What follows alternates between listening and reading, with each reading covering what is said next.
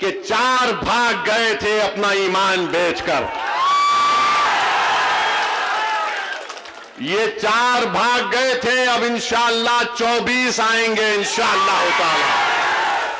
कि तौसीफ आलम साहब आज अल्हम्दुलिल्लाह मजलिस इत्तेहादुल मुस्लिमीन में शामिल हो चुके हैं। मैं आपको ये बताना चाह रहा हूं कि मजलिस इत्तेहादुल मुस्लिमीन ने फैसला लिया है कि इंशाअल्लाह ताला आइंदा जब विधानसभा के चुनाव होंगे तो बहादुरगंज से इंशाअल्लाह तौसीफ आलम साहब मजलिस इत्तेहादुल मुस्लिमीन के उम्मीदवार भी होंगे और इंशाअल्लाह ताला आप तमाम लोग उनको अपनी दुआ और वोटों से यहां से अपना नया विधायक और एमएलए भी मुंतखब करेंगे। मुझे इस बात की पूरी उम्मीद है कि 4 भाग गए थे अपना ईमान बेचकर। ये 4 भाग गए थे, अब इंशाअल्लाह 24 आएंगे इंशाअल्लाह ताला। 4 भागे तो 24 आएंगे और जिन्होंने इनको भगाया हम तुमको भगाएंगे बिहार में इंशाअल्लाह ताला। महाराष्ट्र में शिवसेना के एमएलएस को तोड़ दिया शिंदे ने तो सबने कहा जमहूरियत का खतल हो गया। कर्नाटका में बीजेपी ने कांग्रेस की हुकूमत को तोड़ा तो सबने कहा जमहूरियत का खतल हो गया। मध्य प्रदेश में बीजेपी ने कांग्रेस के एमएलए को खरीद लिया तो सबने कहा यह जमहूरियत का कत्ल हो गया। तुमने सीमांचल की जनता के ख्वाबों को चुकनाचूर किया। हमारी लड़ाई सीमांचल की थी और हमेशा रहेगी इंशाअल्लाह ताला। तुमने असदुद्दीन ओवैसी अख्तरुल ईमान की पीठ कर खंजर नहीं घोंपा। तुमने सीमांचल के उन गरीबों पर, उन हमारे नौजवानों के सीनों पर तुमने खंजर मारा है जो सीमांचल में इंसाफ की लड़ाई लड़ रहे थे। मगर याद रखो ये 4 बुज़दिल थे, ये 4 जमीर फरोश थे। तो खरीदने वाला भी जमीर फरोश है, खरीदने वाला भी कमजोर है। अरे जो बिकने तैयार थे वो बिक गए, जो नहीं बिके वो तुम्हारे सामने खड़ा है। और जब तक अल्लाह जिंदा रखेगा सीमांचल की लड़ाई हम लड़ते रहेंगे इंशाअल्लाह ताला। और याद रखो राजद वालों, तुमने 4 को खरीदा ना, इंशाअल्लाह ताला तुम भिखारी बन के अख्तरुल ईमान और तौसीफ आलम के घर को आओगे। हम तुमको बताएंगे कि सीमांचल के इंसाफ कैसे होता है। अरे तुम इन सीमांचल की जनता ने पतंग छाप कोड दिया है और पतंग छाप कोड इसलिए दिया क्योंकि सीमांचल की जनता गयूर जनता है। सीमांचल की जनता गरीब जरूर है मगर सीमांचल की जनता अपने सर को सिवाय अल्लाह के आगे किसी के आगे नहीं झुकाती है। माल्यार्पण करेंगे हमारे पूर्व विधायक जनाब तौसीफ आलम साहब, हमारे चेयरमैन फैयाज साहब, अख्तरुल ईमान साहब, माजिद साहब और तमाम साहब माल्यार्पण करेंगे।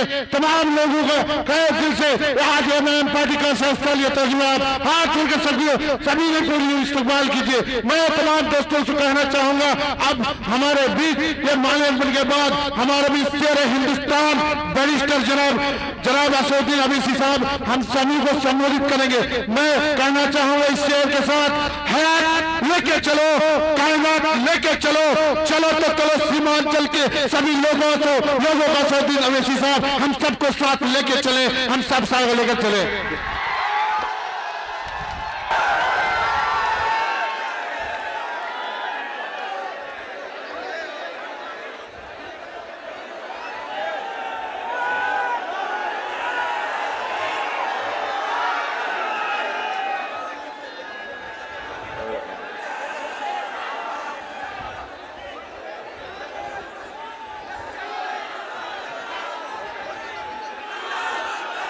औज़ु बिल्लाहि मिनश शैतानिर रजीम, बिस्मिल्लाहिर रहमानिर रहीम, अस्सलामु अलैकुम व रहमतुल्लाहि व बरकातहू।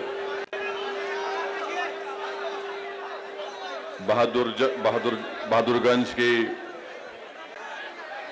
मौजूद जनता, बुजुर्गान कौम और मिल्लत, मेरे गयूर नौजवान साथियों, पसे पर्दा बैठकर सुनने वाली मेरी इज़्ज़तदार माँ और बहनों, शहनशीन मंच पर तशरीफ फरमा बिहार प्रदेश के मजलिस इत्तेहादुल मुस्लिमीन के सदर व रुकन असम्बली जनाब अख्तरुल ईमान साहब, मोहतरम जनाब तौसीफ आलम साहब, जनाब माजिद हुसैन MLA हैदराबाद, जनाब फैयाज आलम चेयरमैन, जनाब मौलाना अब्दुल्ला कमर सालम साहब, जनाब इसाक आलम साहब, जनाब सादिक समदानी साहब, जनाब नसीरुद्दीन साहब, जनाब रहीमुद्दीन उर्फ हैबर बाबा साहब, जनाब मुफ्ती अतहर जावेद कासमी साहब, जनाब मुखिया हसनैन साहब और तमाम मजलिस इत्तेहादुल मुस्लिमीन के ज़िम्मेदारान, अज़ीज़ान मिल्लत, मैं आपका शुक्रगुजार हूँ कि आपने अपना कीमती वक्त निकाल कर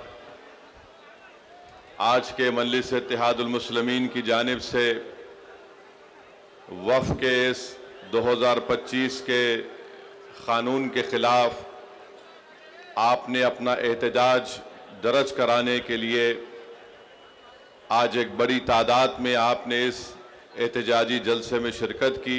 मैं आपका शुक्रगुजार हूँ।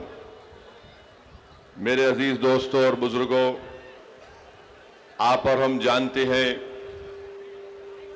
कि हमारे वतन अजीज़ में कश्मीर में पहलगाम के मुकाम पर पाकिस्तान से आए हुए दहशतगर्दों ने हमारे भारत के नागरिक जो वहाँ पर पहलगाम में बहैसियत एक मुसाफिर या टूरिस्ट गए थे, पाकिस्तान से आए हुए दहशतगर्दों ने उनको, महिलाओं को, ख़वातीन और बच्चों को अलग किया, मर्द लोगों को अलग करके उनका नाम पूछकर, उनका मज़हब पूछकर, और जब उन्होंने अपना नाम और मज़हब हिंदू बताया तो पाकिस्तान से आए हुए दहशतगर्दों ने उनको गोली मारकर उनका कत्ल कर दिया। तो मेरी आपसे गुजारिश है कि ये ऐसा दर्दनाक वाक़या है कि हम जितनी भी इसकी मज़म्मत करें वो नाकाफ़ी होगा। हम कम से कम बहादुरगंज में आज उन तमाम मरने वालों के लिए इज़हार ताज़ियत के तौर पर हम 1 मिनट की खामोशी मनाएंगे और उसके बाद मैं अपने मौजू पर आऊँगा।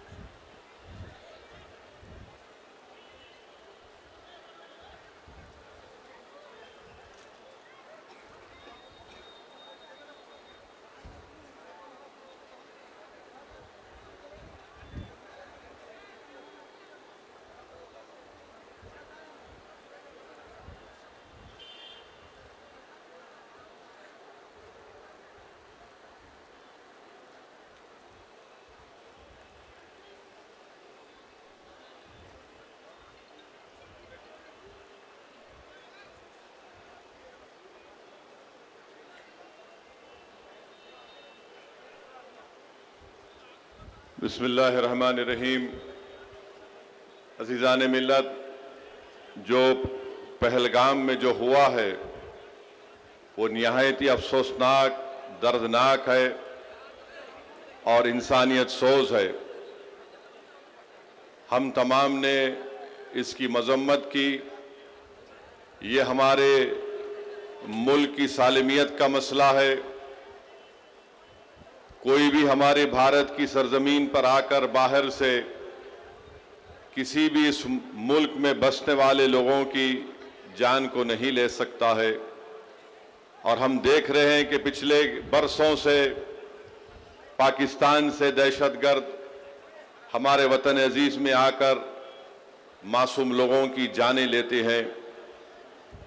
मेरे अजीज दोस्तों और बुजुर्गों, ये ऐसा मसला है कि हम मौजूदा हुकूमत के साथ खड़े हैं और हम उम्मीद करते हैं कि भारत के वजीर आज़म जो पाकिस्तान से दहशतगर्द आए और जिन्होंने यहाँ पर आकर हमारे 26 लोगों का कत्ल किया,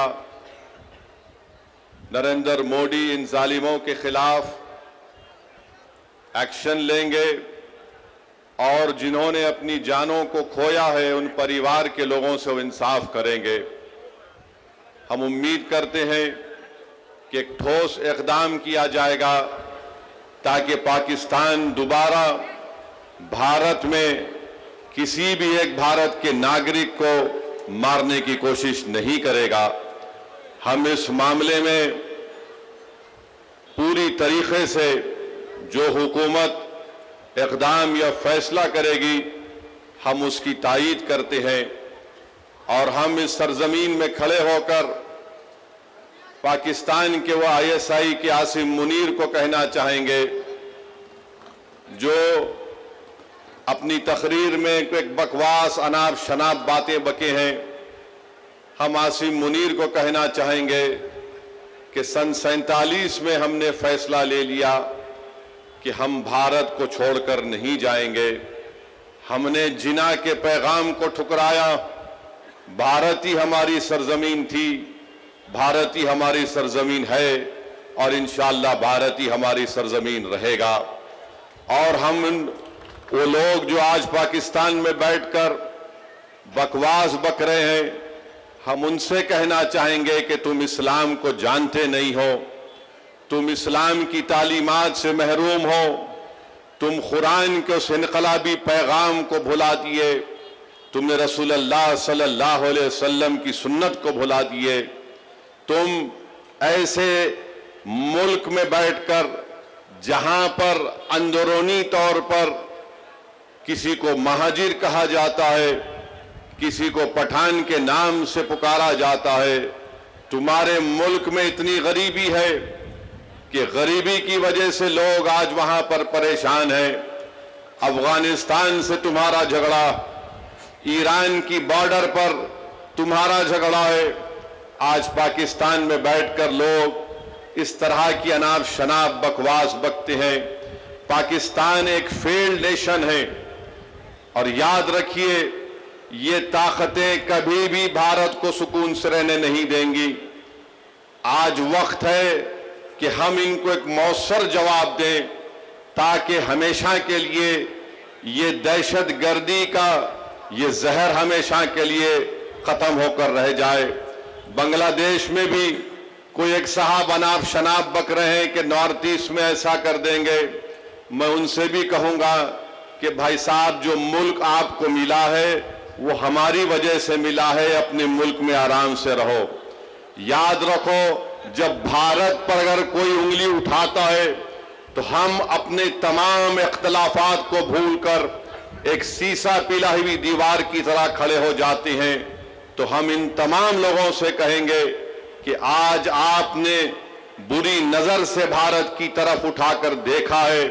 मुझे यकीन है कि जो मासूमों का कत्ल हुआ है उनका खून रायगा नहीं जाएगा, बल्कि मैं तायीद करता हूं कि भारत सरकार ने यह फैसला लिया कि पाकिस्तान की कश्तियां और पाकिस्तान के प्लेन भारत के हुदूद में नहीं आएंगे, बल्कि हम ये भी कहेंगे कि पाकिस्तान को FATF के ग्रे लिस्ट में डाल दिया जाए। और जो लोग पाकिस्तान में बैठकर भारत के ताल्लुक से क्या क्या कहते हैं नहीं मालूम, मगर इनको आईने में अपनी सूरत देखना चाहिए। तुम कौन सा मिसाइल टेस्ट करते टेस्ट कर लो, याद रखो, मगर भारत तुम्हारे से ताकतवर है और हमेशा रहेगा इंशाअल्लाह ताला। मेरे अजीज दोस्तों और बुजुर्गों, ये अर्ज करना जरूरी था क्योंकि अगर हम ये समझेंगे कि पहलगाम में उत्तर प्रदेश से या महाराष्ट्र से या बिहार से कोई आदमी गया और उसकी मौत हो गई तो हम खामोश बैठ जाएंगे, बल्कि मैं तो ये देख रहा हूं कि पहलगाम का ये वाकया भारत के हर गरीब को, हर दौलतमंद को, हर पढ़े लिखे को, हर किसान को झंझोड़ के रख दिया है। अब हम उम्मीद करते हैं कि हमारी हुकूमत एक मौसर इक़दाम उन पर करेगी, जैसा कि माजी में सर्जिकल स्ट्राइक और बालाकोट भी हुआ था। और जो बैनुल-अक़वामी मुल्कें भारत से कह रही हैं कि पाकिस्तान से बात कर लो, अरे फिर यूक्रेन और रशिया में क्या हुआ, तुमने क्या किया वहां पर? मेरे अजीज दोस्तों और बुजुर्गों, यह एक हसास मसला है और इस मसले के ऊपर हमको एक होकर खड़े होना है। ये जरूरी है कि हम तमाम लोग ऐसे वक्त पर अपने इत्तेहाद को मजबूत रखें और जो लोग इस दहशतगर्दाना हमले के बावजूद भी हिंदू मुस्लिम की बातें कर रहे हैं, मैं उनसे कहूंगा कि अहमकों की दुनिया में बसने वालों, तुम भारत को कमजोर करने का काम कर रहे हो। अगर आज हमारे वतन में इस बड़े दहशतगर्द हमले के बाद भी अगर तुम हिंदू मुस्लिम करोगे तो फिर याद रखो ISI और पाकिस्तान में बैठे हुए दहशतगर्द, वो उनके चेहरों पर खुशियां होंगी। तो हम उनसे भी कहेंगे कि तुमको जो कुछ अनाप शनाप बकना है थोड़े दिन खामोश बैठ जाओ, ताकि हम एक मौसर जवाब दे सकें, ताकि हमेशा के लिए इस देश में दहशतगर्दी का खात्मा हो सके। मेरे अजीज दोस्तों और बुजुर्गों, अब बात मुल्क के अंदर की जो मैं कर रहा हूं वो इस वक्फ कानून के खिलाफ है। आप जानते हैं कि जब पार्लियामेंट में इस बिल को लाया गया, हम तमाम ने इस बिल की मुखालिफत की। फिर इस बिल को कानून बनने से पहले पार्लियामेंट की कमेटी के पास भिजाया गया। हम तमाम ने कमेटी में जितनी मीटिंग्स हुई उन तमाम मीटिंग में इस बात को बताया कि यह कानून भारत के संविधान और आईन के खिलाफ है। यह कानून भारत के संविधान की दफा 14, 15, 25 और 26 और 29 की मुखालिफत करता है। और कोई भी हुकूमत संविधान के फंडामेंटल राइट्स के खिलाफ जाकर ऐसा कानून नहीं बना सकती है। यह कानून जो बनाया गया है, यह कानून क्या है? यह कानून यह कहता है कि बिहार के वक्फ बोर्ड में अब मुसलमान ही सिर्फ मेंबर नहीं रहेंगे, उसमें गैर मुस्लिम को भी मेंबर बनाया जाएगा। कानून यह कहता है कि बिहार के वक्फ बोर्ड में कम से कम 2 गैर मुस्लिम को मेंबर बनाया जाएगा और उस वक्फ बोर्ड का वो चेयरमैन भी बन सकता है और अक्सरियत में भी गैर मुस्लिम उसमें नामजद किए जाएंगे। अब आप बताइए कि बिहार में 1950 का कानून है जो हमारे हिंदू भाई बहन के मंदिरों के ताल्लुक से कानून बनाया गया। वो कानून ये कहता है कि जितने बिहार में हिंदू धर्म के मंदिरें होंगी या उसके एडमिनिस्ट्रेटिव बॉडी होगी, उसमें कोई गैर हिंदू को मेंबर नहीं बनाया जा सकता। हम नीतीश कुमार से ये पूछना चाहते हैं, चिराग पासवान से पूछना चाहते हैं, जब आपके पास बिहार में कानून है कि आपके मंदिर के बॉडीज में कोई गैर हिंदू मेंबर नहीं बन सकता, तो कैसे बिहार के मुसलमानों के वक्फ बोर्ड में किसी गैर मुस्लिम को आप मेंबर बनाएंगे? बिहार में बोध गाया है, बोध गाया में वहां पर सिर्फ बौद्ध मजहब के और हिंदू धर्म के मानने वाले मेंबर बन सकते हैं। तो फिर आप बिहार में मुसलमानों के वक्फ बोर्ड में कैसे आप किसी गैर मुस्लिम को बनाएंगे? ये कानून बनाना और ये कहना कि गैर मुस्लिम मुसलमानों के वक्फ बोर्ड को चलाएगा, ये हमारे भारत के संविधान की दफा 26 के खिलाफ है। मेरे अजीज दोस्तों और बुजुर्गों, बात यहां तक खत्म नहीं हुई। अब कानून यह भी कहता है कि वही मुसलमान अपनी जायदाद को अल्लाह के लिए वक्फ कर सकता है वही कर सकता है जो 5 साल से मुसलमान हो। आप बताइए कौन तय करेगा बिहार में आकर कि क्या ये 5 साल से मुसलमान है या नहीं? क्या नीतीश कुमार सर्टिफिकेट लिखकर देंगे हमको? क्या चिराग पासवान सर्टिफिकेट लिखकर देंगे कि 5 साल से मुसलमान है? क्या भारत के प्रधानमंत्री लिखकर देंगे सर्टिफिकेट ये 5 साल से मुसलमान है? मेरे अजीज दोस्तों और बुजुर्गों, ये किसी भी धर्म में इस तरह का कानून नहीं है। जो किसी धर्म का होता है वो अपनी आस्था की बुनियाद पर अपने जिस भगवान या अल्लाह को मानता है वो अपनी प्रॉपर्टी को, जायदाद को दे देता है। मगर मुसलमानों से कहा जा रहा है कि आपको 5 साल तक आपको ये बता रहा, आप उस 5 साल तक जायदाद नहीं दे सकते। कौन आकर फैसला करेगा? और अगर कोई एक महिला होगी, कोई हमारी बेटी होगी, बहन होगी, तो कौन जाकर उसको पूछेगा? ये इस तरह का कानून बनाया गया है कि 5 साल तक आप अपनी जायदाद को नहीं दे सकेंगे जब तक कि आप ये नहीं बताएंगे कि आप इस्लाम पर अमल कर रहे हैं। क्या मेरी दाढ़ी नरेंद्र मोदी से बड़ी है तो क्या मैं मुसलमान हो गया? क्या अगर कोई हमारी बहन हिजाब पहनी या नहीं पहनी तो मुसलमान होगी या नहीं होगी? यह गलत कानून बनाया गया।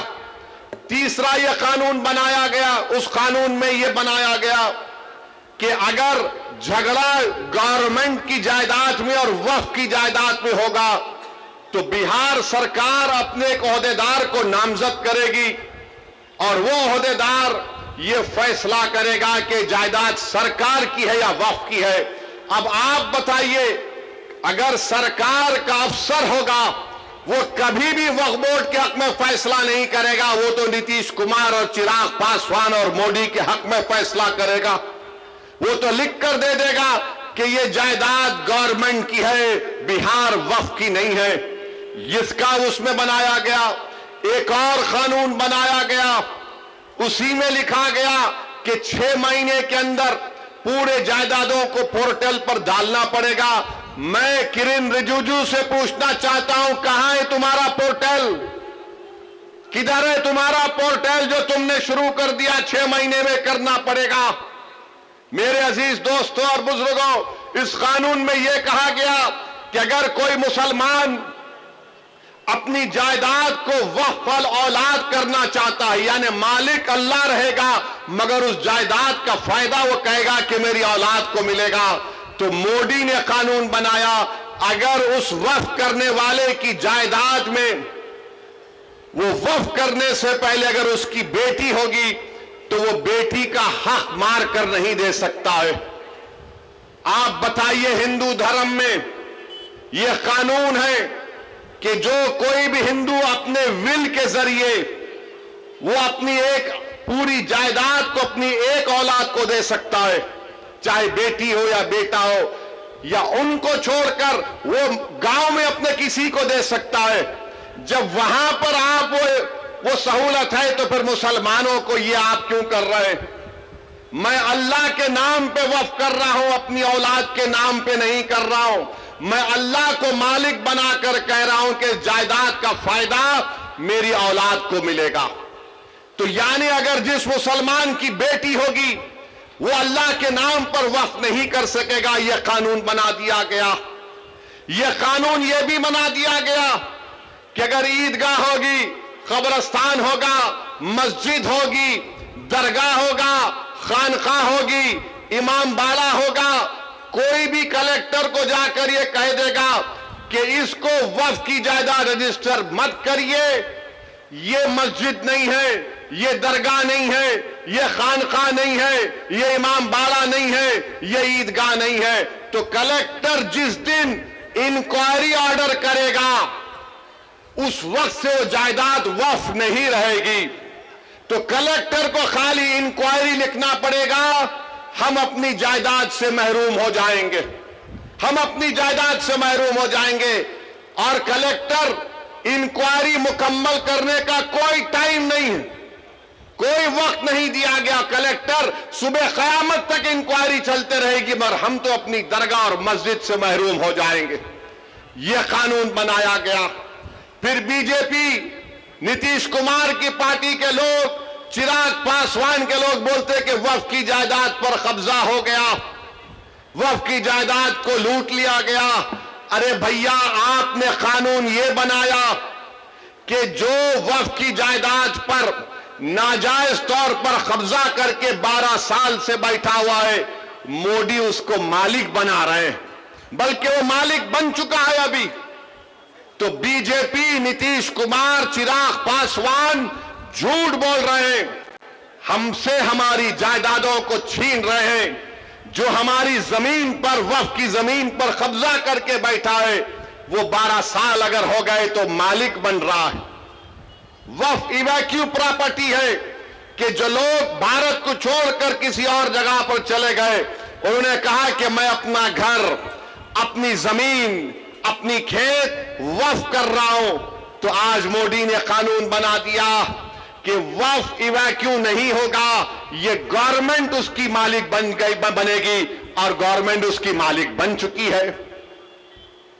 कानून यह बनाया गया कि अगर आसारे खदीमा के तहत मस्जिद होगी, दरगाह होगी, कोई भी चीज होगी जिसमें इबादत होती है, नमाज होती है, फातिहा होती है, तो मोदी कह रहे हैं कि वक्फ मालिक नहीं होगा, आसारे खदीमा होगा, यानी फिर वक्फ हमसे छीन लिया गया। फिर यह कानून बनाया गया कि अगर कोई ट्रस्ट होगा इस कानून को बनाने से पहले और इस कानून के बनाने के बाद ट्रस्ट होगा, तो वक्फ नहीं होगा। तो बताओ तुम कौन सी चीज इसमें रखे हो जिससे मुसलमानों को फायदा होगा। और आपको जानकर तकलीफ होगी कि मोदी ने कानून बनाया जिसकी तायीद चिराग पासवान ने और नीतीश कुमार और चंद्रबाबू नायडू ने की, कुशवाहा साहब ने की। क्या कानून बनाया, अगर कोई वक्फ की जायदाद को धोखे से बेचता है तो पहले उसको सजा थी 2 साल की, बेजमानत नहीं मिलती थी। आज मोदी ने कह दिया, प्यारे तू लूट ले वक्फ की जमीन को और 6 महीने की सजा तुझको मिलेगी, 2 साल की नहीं मिलेगी और तुमको जमानत मिल जाएगी। मैं पूछना चाहता हूं नीतीश कुमार से, चिराग पासवान से, चंद्रबाबू नायडू से, कुशवाहा साहब से, कुमारस्वामी साहब से, जयंत चौधरी साहब से, अरे एक चीज तो बताओ जो इससे मुसलमानों को फायदा होगा। आपने कानून बनाया सिर्फ मुसलमानों की जायदादों को लूटने के लिए, हमारी मस्जिदों को छीनने के लिए, हमारी दरगाहों को छीनने के लिए।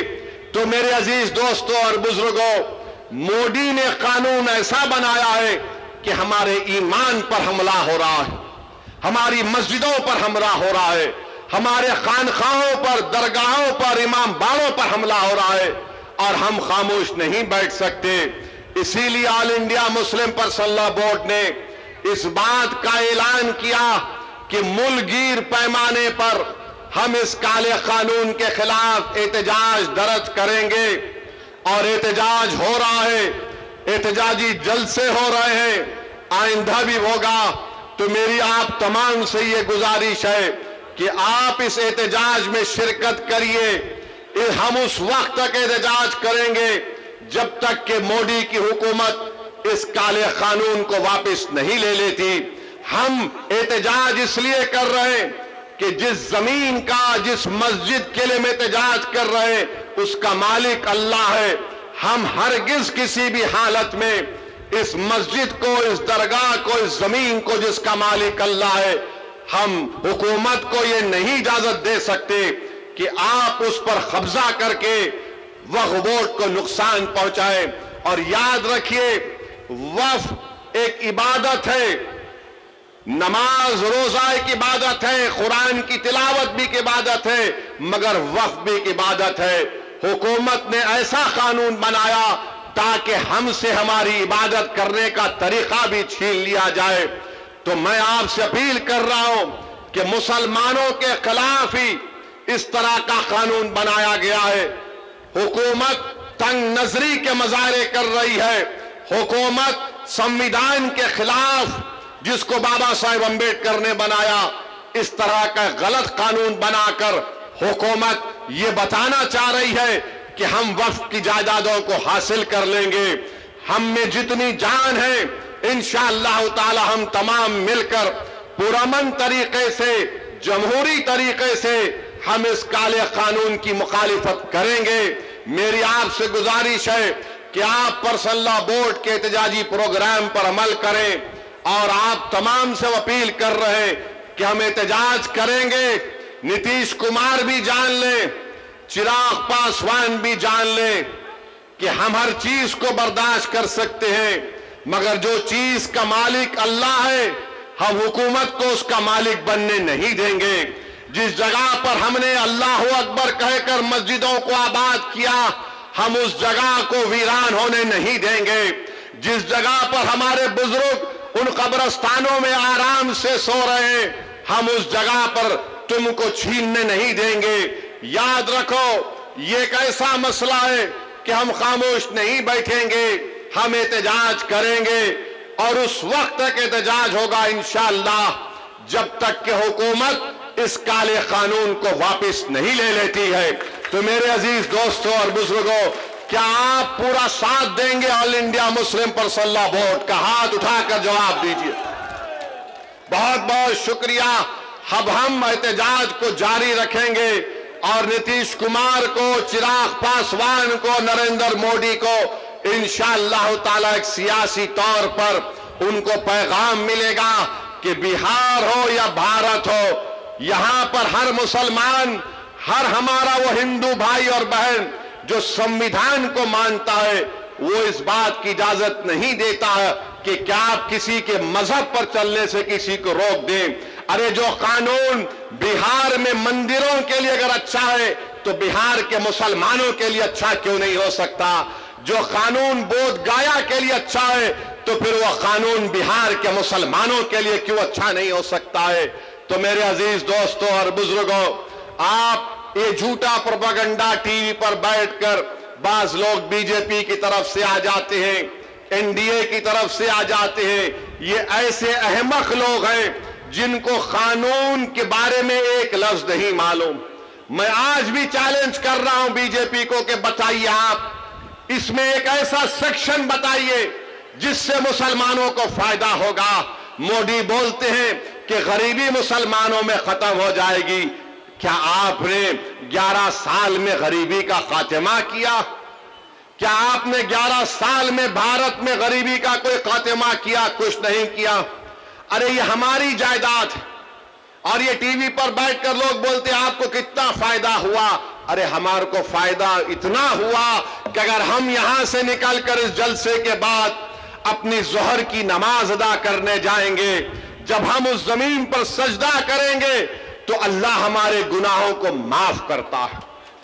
जब हम नमाज पढ़ते हैं तो अल्लाह हमारे गुनाहों को माफ करता है।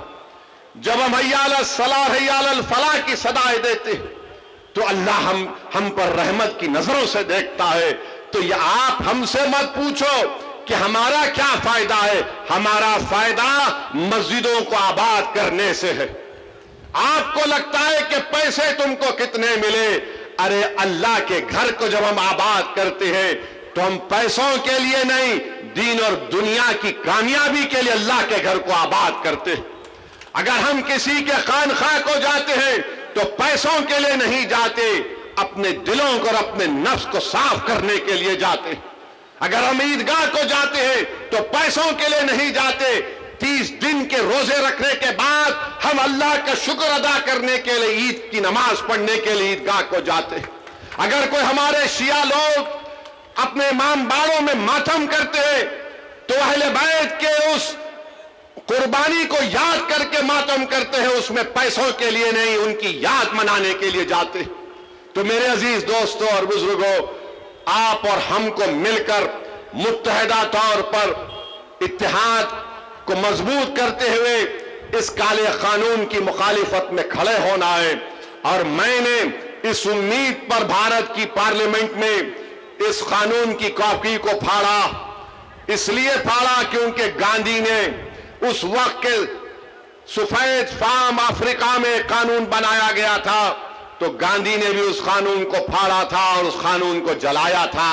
ये कानून को हम नहीं मानते इंशाअल्लाह ताला। हम इस कानून को इसलिए नहीं मानते क्योंकि संविधान के खिलाफ है।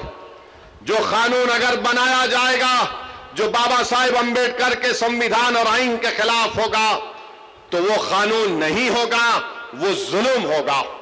जुल्म हम पर किया जा रहा है इस तरह का एक काला कानून बनाकर। और नीतीश कुमार, चिराग पासवान और जो सेक्युलर तो हैं मगर मुंह नहीं खोल रहे, हम तुम्हारी खामोशी को भी याद रखेंगे। जो सेक्युलर तो हैं मगर खुद नहीं कहते, अपने चमचों से बुलवाने लगाते हैं कि तुम बोलो, अगर हम बोलेंगे तो हमको उधर का वोट नहीं मिलेगा। तो हम उनसे कह रहे हैं ये उधर का वोट इधर का वोट नहीं है। तुमको अगर भारत से मोहब्बत है, भारत के संविधान से मोहब्बत है, तो तुमको बोलना पड़ेगा। तुम्हारे चमचों के बोलने से कोई फर्क नहीं पड़ता। बोलो, खुलकर बोलो। यह कानून मुसलमानों की मस्जिदें और दरगाहें और खानकाएं छीनने के लिए बनाया गया। मेरे अजीज दोस्तों और बुजुर्गों, हम उम्मीद करते हैं कि इंशाअल्लाह ताला अल्लाह अल्लाह अपने फजलो करम से इस काले कानून को अल्लाह हुकूमत के जरिए वापस दिलवाएगा। और मेरे अजीज दोस्तों और बुजुर्गों, मैं आपसे ये भी कहना चाह रहा हूं कि तौसीफ आलम साहब आज अल्हम्दुलिल्लाह मजलिस इत्तेहादुल मुस्लिमीन में शामिल हो चुके हैं। मैं आपको ये बताना चाह रहा हूं कि मजलिस इत्तेहादुल मुस्लिमीन ने फैसला लिया है कि इंशाअल्लाह ताला आइंदा जब विधानसभा के चुनाव होंगे तो बहादुरगंज से इंशाअल्लाह तौसीफ आलम साहब मजलिस इत्तेहादुल मुस्लिमीन के उम्मीदवार भी होंगे। और इंशाअल्लाह ताला आप तमाम लोग उनको अपनी दुआ और वोटों से यहां से अपना नया विधायक और एमएलए भी मुंतखब करेंगे। मुझे इस बात की पूरी उम्मीद है कि 4 भाग गए थे अपना ईमान बेचकर, ये 4 भाग गए थे, अब इंशाअल्लाह 24 आएंगे इंशाअल्लाह ताला। 4 भागे तो 24 आएंगे। और जिन्होंने इनको भगाया हम तुमको भगाएंगे बिहार में इंशाअल्लाह ताला। महाराष्ट्र में शिवसेना के एमएलएस को तोड़ दिया शिंदे ने, तो सबने कहा जमहूरियत का कत्ल हो गया। कर्नाटका में बीजेपी ने कांग्रेस की हुकूमत को